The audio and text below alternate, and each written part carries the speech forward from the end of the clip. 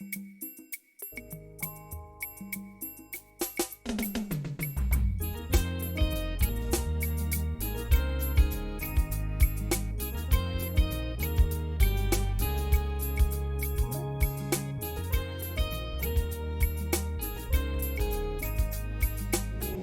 want to congratulate you, Dr. King, on the writing of this book. And I too, like Dr. Kalfani, read it and said, wow, there's a very interesting positioning in regards to taking from the life examples, right? The case studies that you did in regards to the founding fathers, in regards of their abilities and what you want to see and you gleaned as the examples that they could be and utilize. As a director of African Studies for Seton, as a historian that has studied African diaspora history my entire life, I want to say a little story about the 250, because the 200, ironically, is what actually launched, I guess, my career. I'm in Philadelphia, born and raised in the city of brotherly love and sisterly affection, right? And in 1976, I was 6 years old, and my mother took me to the African American Museum to see what was supposed to be the community exhibition to celebrate the bicentennial.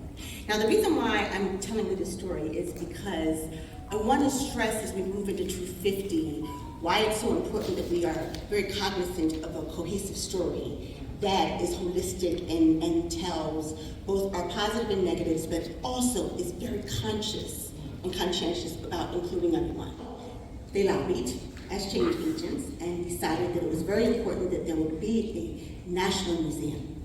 So the first national museum ever chartered by a municipality and ran by a municipality was the African American Museum in Philadelphia.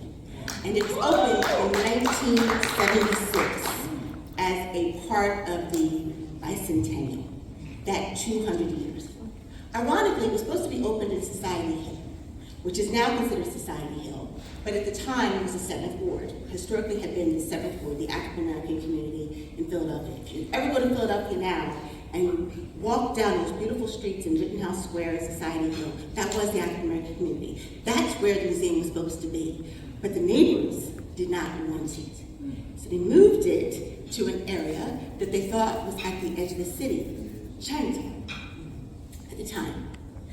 Ironically, if you talk about God always being in the midst of it, all of the other buildings then began moving around it. So it is now in the center of what is the historic district.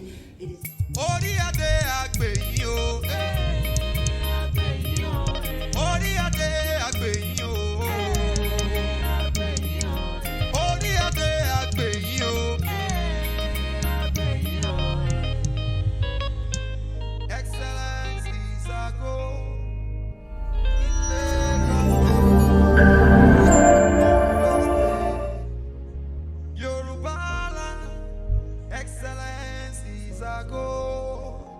in Nigeria, Africa, America, and across the globe.